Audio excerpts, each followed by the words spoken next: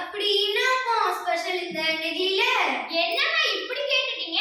உங்களுக்கு விளங்குற மாதிரி சொல்லுதேன். சொல்லுங்க. இந்த நெகிழி ஒரு நல்ல புருஷ மாதிரியா. என்னது புருஷனா?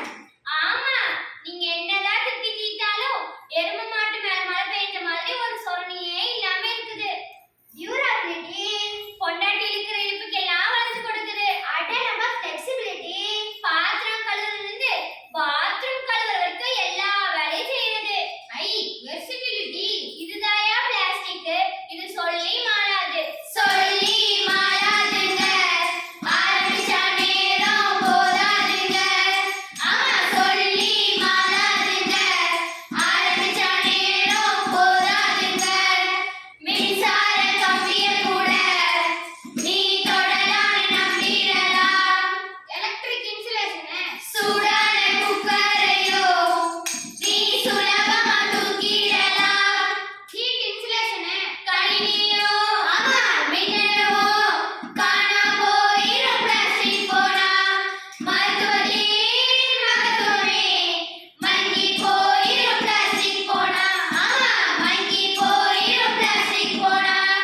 இவ்வளவு நல்ல விஷயங்களுக்கு காரணமான இந்த பிளாஸ்டிக் இன்னைக்கு பல நல்ல விஷயங்களுக்கு காரணமாயிருச்சு. அதுக்கு யார் காரணம்? யாரு? நாமதான். ஏமா, உங்கள்ட்ட ஒரு கேள்வி கேக்குறேன். கேளுங்க. ஒரு சராசரி மனுஷனுக்கு ஆயுசு எவ்வளவு? அக்கா கல்யாணம் ஆனவனா ஆகாதவனா? இந்தா நீ வீட்டுக்கு வருத்தமா போனாமா? உங்க குடும்ப சண்டையெல்லாம் வெளியில வச்சுக்கோங்கப்பா. ரெண்டுக்கும் ஆவரேஜா ஒரு நம்பர் சொல்லுங்க. ஒரு 75 வருஷம்க்கா.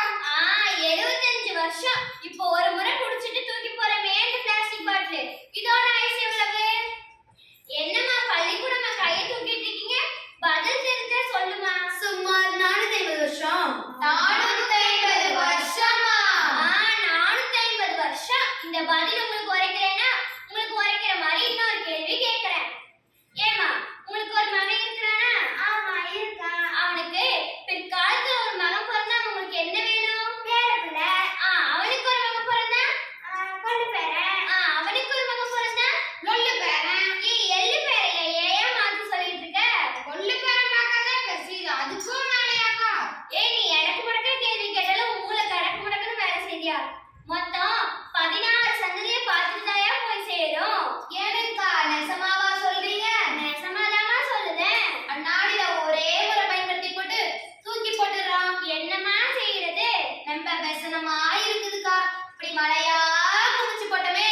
நல்லா இருக்கிற மழைய கொடுத்துட்டு மழையா பிளாஸ்டிக்க குமிச்சோமே. ஆமா மழையா பிளாஸ்டிக்க குமிச்சோமே. ஆத்துல இருக்கிற மணல அள்ளிட்டு மிதக்க விட்டோமே பிளாஸ்டிக்கையே. ஆமா மிதக்க விட்டோமே பிளாஸ்டிக்கையே. நம்ம மளிகை கடை இருக்குல்ல, மல்லிகை கடையா? நம்ம கிராசரி ஸ்டோர்க்கா. ஓ, அப்படியா? அதேதான். அங்க பார்த்தா நம்ம ஜனோலாம் பூரா ஒரு ஈஸ்டைலா ஒரு வண்டி ஈஸ்தகிட்டு போகுதுங்களா. அது என்ன வண்டி அது? ஷாப்பிங் காட்ட சொல்லுதாங்களோ?